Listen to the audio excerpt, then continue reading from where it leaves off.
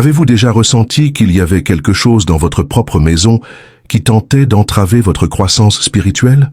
C'est comme si des forces invisibles s'opposaient à chaque pas que vous faites vers Dieu. Ce n'est pas seulement votre imagination, cela pourrait être une véritable bataille se déroulant sous votre toit. Avant de continuer, vérifiez si vous êtes déjà abonné à la chaîne afin que Dieu continue de guider notre cheminement ensemble. Chaque message partagé ici a un but divin pour votre vie. Watchman Nee, dans ses enseignements profonds sur la guerre spirituelle, nous avertit: l'ennemi attaque d'abord là où nous sommes les plus vulnérables, dans nos relations les plus proches. Quelle révélation puissante! Combien de fois cherchons-nous le problème loin, alors que la bataille a lieu au sein de notre propre cercle familial? Paul a écrit dans Éphésiens 6:12, « Car nous n'avons pas à lutter contre la chair et le sang, mais contre les principautés, contre les autorités, contre les dominateurs de ce monde de ténèbres, contre les esprits méchants dans les lieux célestes. » Ce verset prend une nouvelle dimension lorsque nous réalisons que ces combats spirituels se manifestent souvent par le biais des personnes qui nous sont les plus proches. Comment identifier les influences spirituelles négatives venant de la famille? Watchman Nee nous enseigne à observer les schémas persistants. Il ne s'agit pas seulement de comportements irritants ou de personnalités difficiles. Il existe des signes spécifiques qui révèlent quand des forces spirituelles opèrent à travers des personnes proches. Tout d'abord, notez la résistance constante à votre croissance spirituelle. Lorsque vous décidez de prier davantage, de lire la Bible ou d'aller à l'église, surgissent soudainement des obstacles, des disputes ou des crises familiales. Ce n'est pas une coïncidence. Dans L'homme spirituel, Watchman Nee explique: l'ennemi tente de créer des situations qui nous distraient de la communion avec Dieu. Observez également les changements soudains de comportement chez les membres de la famille, lorsque des sujets spirituels sont mentionnés. Une personne normalement calme qui devient hostile lorsque vous parlez de Jésus, ou un membre de la famille qui se moque de votre foi sans raison apparente, comme l'enseigne Nee. L'opposition la plus forte survient lorsque nous touchons au domaine où l'ennemi a le contrôle. Un autre signe est la présence d'objets, de pratiques ou de conversations liées à l'occultisme chez vous.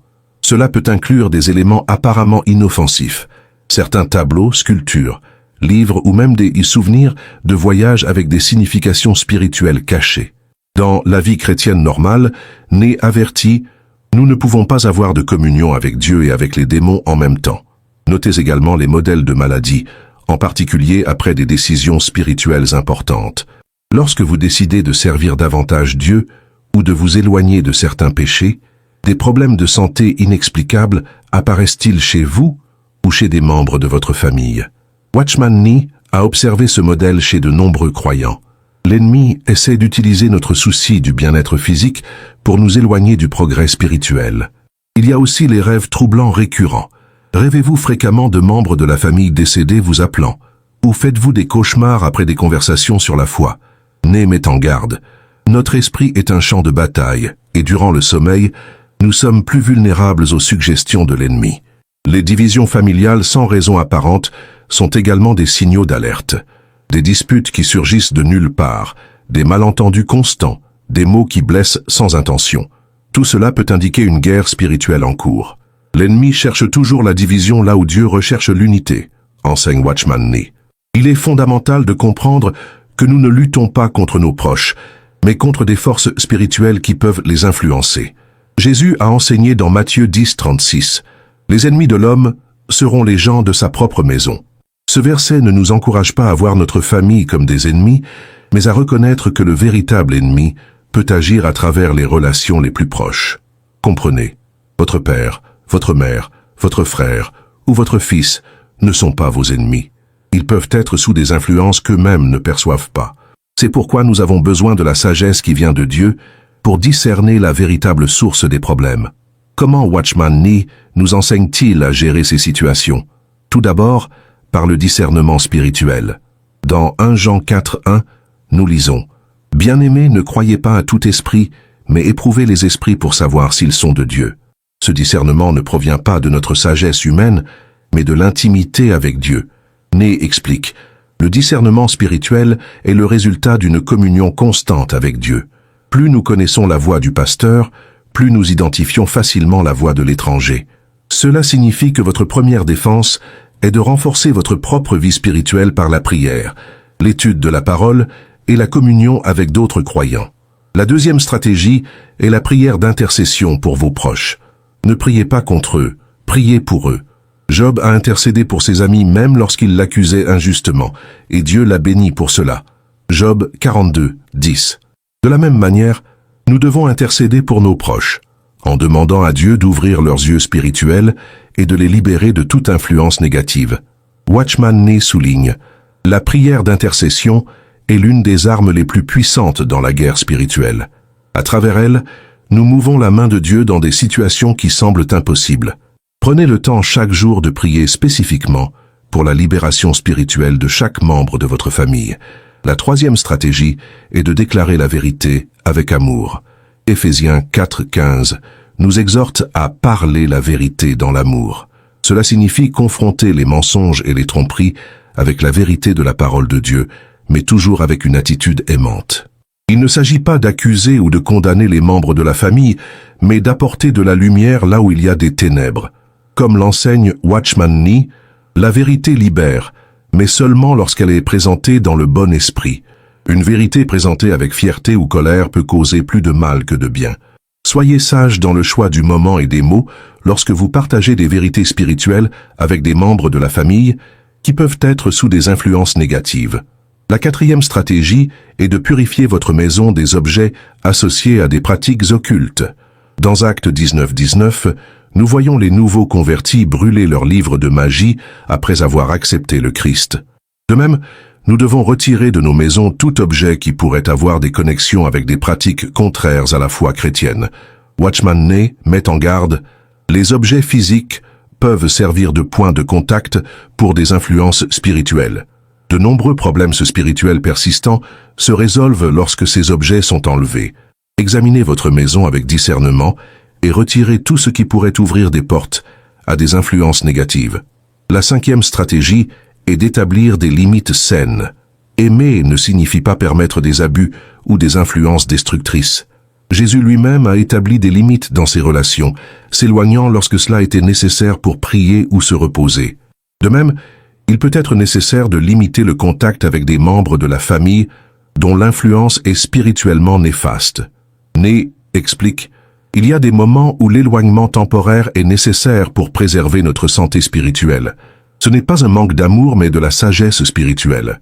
Si l'influence négative est intense, recherchez l'orientation de leaders spirituels matures sur la manière d'établir ces limites de manière biblique. La sixième stratégie consiste à revêtir toute l'armure de Dieu, décrite dans Éphésiens 6, 13-18. Watchman Nee consacre de nombreuses pages dans ses livres à expliquer chaque pièce de cette armure et comment elle nous protège dans la guerre spirituelle. La ceinture de la vérité nous protège des mensonges, souvent semés par des membres de notre famille, bien intentionnés mais spirituellement trompés, enseigne Nee. La cuirasse de la justice nous garde des sentiments de culpabilité et de condamnation qui surgissent dans des relations toxiques. Le bouclier de la foi éteint les flèches enflammées du malin, ces mots acérés, accusations injustes et manipulations émotionnelles qui proviennent de personnes proches, poursuit-il. Le casque du salut protège notre esprit des doutes sur notre identité en Christ que nos proches peuvent, sans le vouloir, semer. L'épée de l'esprit, qui est la parole de Dieu, nous donne les bonnes réponses quand nous sommes interrogés ou défiés dans notre foi, ajoute Nee. Et la prière dans l'esprit nous maintient connectés à la source de toute force spirituelle. Cette armure n'est pas quelque chose que nous revêtons occasionnellement, mais quotidiennement. Comme le souligne Nee, la guerre spirituelle ne connaît pas de répit, nous ne pouvons donner à l'ennemi même pas un jour d'avance. La septième stratégie est le pouvoir de la louange et de la gratitude. Dans 2 Chroniques 20, nous voyons l'armée de Josaphat vaincre les ennemis par le biais de la louange. De même, la louange à Dieu crée une atmosphère où les influences négatives ne peuvent prospérer. Watchman Nee enseigne, la louange est une déclaration de victoire avant même que la bataille ne commence. Lorsque nous louons Dieu au milieu des difficultés familiales, nous affirmons notre confiance en sa souveraineté sur chaque situation. Développez l'habitude de louer Dieu chez vous, même seul. Chantez des hymnes, déclarez des versets bibliques à voix haute, remerciez Dieu pour sa fidélité. Cela renforce non seulement votre esprit, mais purifie également l'atmosphère spirituelle de votre foyer. La 8e stratégie est de chercher du soutien dans la communauté chrétienne. Ecclésiaste 4:12 nous rappelle que le cordon à 3 brins ne se rompt pas facilement. Lorsque nous faisons face à des luttes spirituelles à la maison, nous avons besoin du soutien de frères dans la foi qui peuvent prier avec nous conseiller et nous renforcer. Né souligne. De nombreux croyants souffrent inutilement en essayant de lutter seuls. Dieu nous a placés dans un corps précisément parce qu'aucun membre n'a été conçu pour fonctionner de manière isolée. N'ayez pas honte de partager vos luttes avec des frères et sœurs matures dans la foi. La 9e stratégie est de persister dans l'amour inconditionnel. Dans Romains 12:21, Paul nous exhorte. Ne te laisse pas vaincre par le mal, mais vaincre le mal par le bien. Cela signifie continuer à montrer de l'amour, même lorsque nous faisons face à l'opposition ou à l'hostilité. Watchman Nee observe. L'amour est l'arme la plus puissante contre les ténèbres. Lorsque nous réagissons avec un amour sincère aux offenses, nous brisons le cycle de la négativité que l'ennemi essaie d'établir. Décidez d'aimer vos proches non seulement par des mots, mais par des actions concrètes. La 10e stratégie est d'attendre patiemment en Dieu. Psaume 27:14 nous encourage. Espère en l'Éternel. Prends courage. Fortifie-toi. Espère en l'Éternel. Les batailles spirituelles, en particulier celles qui impliquent des membres de la famille, se résolvent rarement du jour au lendemain. Né nous rappelle, la patience est une partie essentielle de la guerre spirituelle. Beaucoup abandonnent justement lorsque la victoire est proche parce qu'ils ne comprennent pas les temps de Dieu. Restez ferme, même lorsque vous ne voyez pas de résultats immédiats. Rappelez-vous que votre lutte n'est pas contre des personnes, mais contre des forces spirituelles. Comme Watchman Nee le soulignait souvent, voir le véritable ennemi nous libère de l'amertume envers les personnes qui peuvent être utilisées comme des instruments. Gardez votre cœur libre de ressentiment envers vos proches. Il est également important de reconnaître que les problèmes familiaux sont parfois simplement humains et non spirituels.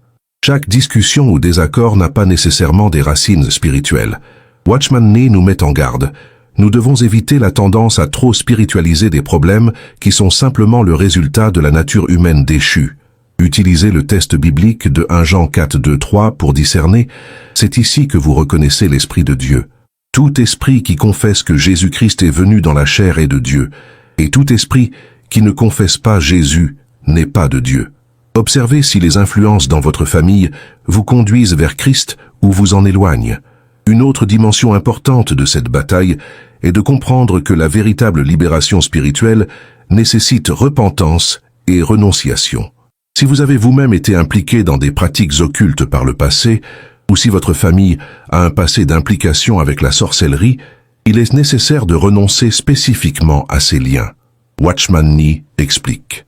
L'autorité spirituelle que nous avons en Christ nous permet de rompre les liens générationnels, mais cela nécessite une confession spécifique et une renonciation aux anciens pactes. Prenez le temps de confesser et de renoncer à tout engagement passé envers des pratiques contraires à la foi chrétienne. Dans Deutéronome 18:10-12, Dieu met clairement en garde contre les pratiques occultes. Qu'il ne se trouve parmi toi personne qui fasse passer son fils ou sa fille par le feu, ni devin, ni astrologue, ni augure, ni sorcier, ni enchanteur, ni consultant les esprits, ni magicien, ni qui consulte les morts, car quiconque pratique ces choses est une abomination pour le Seigneur. Si votre famille a été impliquée dans l'une de ces pratiques, il est important de reconnaître que cela ouvre des portes spirituelles qui doivent être fermées par la confession, la repentance et la renonciation au nom de Jésus. Watchman Nee nous rappelle, une confession spécifique apporte une libération spécifique.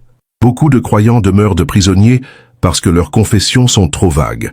Soyez spécifiques en renonçant aux pratiques occultes familiales. Le pouvoir du sang de Jésus est fondamental dans cette bataille. Dans Apocalypse 12:11, nous lisons « Ils l'ont vaincu par le sang de l'agneau et par la parole de leur témoignage ». Le sang de Jésus non seulement nous purifie, mais il brise aussi les malédictions générationnelles et les liens spirituels négatifs. Nee souligne « Aucun pouvoir occulte, aussi ancien ou fort soit-il, ne peut résister au pouvoir du sang de Jésus lorsqu'il est invoqué avec foi. » Déclarez souvent le pouvoir du sang de Jésus sur votre vie et celle de votre famille. La bataille pour l'esprit est particulièrement intense lorsqu'il y a des influences occultes familiales. Dans 2 Corinthiens 10, 5, nous sommes instruits à emmener toute pensée captive à l'obéissance de Christ. Cela signifie identifier et rejeter les pensées qui ne sont pas en accord avec la vérité biblique. Watchman Nee observe. Souvent, les portes des influences spirituelles négatives s'ouvrent d'abord dans notre esprit, à travers des pensées que nous divertissons. Développez l'habitude d'examiner vos pensées à la lumière de la parole de Dieu. Soyez également attentifs aux rêves. Job 33, 14, 15 nous dit que Dieu peut parler à travers les rêves. Car Dieu parle une fois, oui, 2 fois, mais l'homme ne fait pas attention. Dans un rêve ou dans une vision nocturne, lorsque le sommeil profond tombe sur les hommes, lorsqu'ils s'endorment sur leur lit. Cependant, tous les rêves ne viennent pas de Dieu. Watchman Nee avertit, l'ennemi peut aussi influencer nos rêves, surtout lorsqu'il y a des liens familiaux avec des pratiques occultes. Apprenez à discerner l'origine de vos rêves en fonction de leur contenu et des fruits qu'ils produisent dans votre vie. L'importance de rester ferme dans la parole est inestimable dans cette bataille. Dans Jean 8, 31, 32, Jésus dit, « Si vous demeurez dans ma parole, vous êtes vraiment mes disciples, et vous connaîtrez la vérité, et la vérité vous libérera. » L'immersion quotidienne dans la parole de Dieu renouvelle notre esprit et renforce notre discernement. Nee souligne, la parole de Dieu n'est pas seulement défensive, mais aussi offensive dans la guerre spirituelle. Elle expose les mensonges de l'ennemi et établit la vérité qui libère. Engagez-vous dans une étude systématique de la Bible, pas seulement dans des lectures occasionnelles. Il est également vital de comprendre l'importance de rompre des accords spirituels négatifs. Dans Ésaïe 28, 18, Dieu déclare « Votre alliance avec la mort sera annulée et votre accord avec le séjour des morts ne subsistera pas. » De nombreuses familles ont de vieux accords spirituels faits par des ancêtres qui continuent d'affecter les générations actuelles. Watchman Nee enseigne « En Christ, nous avons l'autorité d'annuler les pactes anciens faits par nos ancêtres avec les puissances des ténèbres. Utilisez cette autorité pour renoncer spécifiquement à des pactes familiaux contraires à la volonté de Dieu. » La déclaration du nom de Jésus a un pouvoir spécial dans cette bataille. Dans Philippiens 2, 9, 10, nous lisons « C'est pourquoi aussi Dieu l'a souverainement élevé et lui a donné le nom qui est au-dessus de tout nom, afin qu'au nom de Jésus, tout genou fléchisse de ceux qui sont dans les cieux, sur la terre et sous la terre. » Nee met en avant, le nom de Jésus n'est pas une formule magique, mais l'expression de son autorité à laquelle nous participons en tant que ses représentants. Déclarez le nom de Jésus avec foi et autorité lorsque vous faites face à des manifestations spirituelles négatives dans votre famille. Le jeûne est une autre arme puissante dans cette bataille. Jésus a enseigné dans Marc 9, 29 que cette espèce de démon ne peut sortir que par la prière et le jeûne. Le jeûne intensifie notre sensibilité spirituelle et démontre notre détermination à rechercher l'intervention divine. Watchman Nee observe, le jeûne ne persuade pas Dieu à faire ce qu'il n'aurait pas fait autrement, mais nous prépare à recevoir ce qu'il désire déjà nous donner. Considérez des périodes de jeûne et de prière lorsque vous faites face à des batailles spirituelles intenses dans votre famille. Une adoration authentique crée un environnement où les forces des ténèbres ne peuvent pas rester. Dans 2 Chroniques 5, 13, 14, nous voyons la gloire de Dieu remplir le temple lorsque les adorateurs se sont unis dans la louange. De la même manière, une adoration sincère dans votre foyer crée une atmosphère de sainteté où les influences négatives ne trouvent pas de place. Nee enseigne. L'adoration n'est pas seulement un acte dévotionnel, mais un positionnement spirituel qui établit la souveraineté de Dieu sur toutes les autres influences. Faites de votre maison un lieu d'adoration continue. Enfin, rappelez-vous que la victoire a déjà été conquise par Christ. Dans Colossiens 2, 15, Paul déclare que Jésus a dépouillé les principautés et les pouvoirs et les a affichés publiquement, triomphant d'eux sur la croix. Notre bataille n'est pas pour conquérir la victoire, mais pour appliquer la victoire déjà acquise. Watchman Nee résume, « Notre position n'est pas celle de guerriers luttant pour la victoire, mais celle d'administrateurs appliquant une victoire déjà garantie. Cette perspective nous donne confiance et paix, même dans les batailles les plus intenses. Lorsque nous faisons face à des membres de la famille impliqués dans des pratiques occultes, notre réponse doit être d'amour ferme, non de peur ou de haine. Comme l'enseigne 1 Jean 4, 18, l'amour n'a pas de crainte. Au contraire, l'amour parfait rejette la crainte. La peur donne du pouvoir à l'ennemi, tandis que l'amour lié à la vérité apporte la libération. Né explique, la peur est une confession de faiblesse que l'ennemi exploite. L'amour fondé sur la vérité est une déclaration de force à laquelle l'ennemi ne peut résister. Rejetez la peur et choisissez d'aimer ceux qui peuvent être sous des influences spirituelles négatives. Il est important de reconnaître que la libération complète se produit généralement par étapes. Dans Marc 8, 22-25, nous voyons Jésus guérir un aveugle en 2 étapes. De même, la libération spirituelle se déroule souvent progressivement et non instantanément. Watchman Nee remarque, beaucoup abandonnent le processus de libération parce qu'ils attendent des résultats instantanés. La libération véritable implique souvent un processus de croissance dans la vérité. Faites preuve de patience envers vous-même et envers vos proches dans cette aventure. N'oubliez pas non plus que votre témoignage silencieux est puissant. Dans 1 Pierre 3, 1-2, Pierre conseille aux femmes dont les maris ne croient pas. Soyez également soumises à vos maris afin que, si certains d'entre eux n'obéissent pas à la parole, ils soient gagnés sans parole par la conduite de leurs femmes en observant leur comportement pur et respectueux. Né souligne, parfois le témoignage le plus puissant n'est pas ce que nous disons, mais comment nous vivons. Une vie transformée par le Saint-Esprit est un argument qu'il est difficile de réfuter. Vivez votre foi de manière cohérente, même lorsque cela semble passer inaperçu. Enfin, ne perdez jamais espoir. Dans Jérémie 32, 27, Dieu demande « Voici, je suis le Seigneur, le Dieu de toute chair. Y a-t-il quelque chose de trop difficile pour moi ? Aucune situation familiale n'est si compliquée qu'elle soit au-delà du pouvoir rédempteur de Dieu. » Watchman Nee nous encourage « L'espoir chrétien n'est pas un désir vague, mais une certitude fondée sur le caractère immuable de Dieu. Il est fidèle pour achever la bonne œuvre qu'il a commencée en vous et dans votre famille. » Si vous en êtes arrivé là, ce message a été préparé spécialement pour vous. Comme l'a enseigné Watchman Nee, Dieu ne nous permet jamais de traverser des batailles pour lesquelles il ne nous a pas dotés des armes nécessaires. Vous êtes équipés pour cette bataille. Si ce message a touché votre cœur, laissez dans les commentaires « Je suis dans la bataille et je vais gagner ». Cela m'aidera à savoir que cette parole a trouvé un sol fertile. Aimez ce message pour que d'autres puissent également le recevoir et abonnez-vous à la chaîne pour que nous puissions continuer ce voyage de libération ensemble. Et n'oubliez pas, à côté, il y a une vidéo qui complète parfaitement ce thème. Cliquez dessus pour approfondir encore plus votre compréhension de la bataille spirituelle. Jusqu'à notre prochaine rencontre, rappelez-vous, celui qui est en vous est plus grand que celui qui est dans le monde. 1 Jean 4, 4.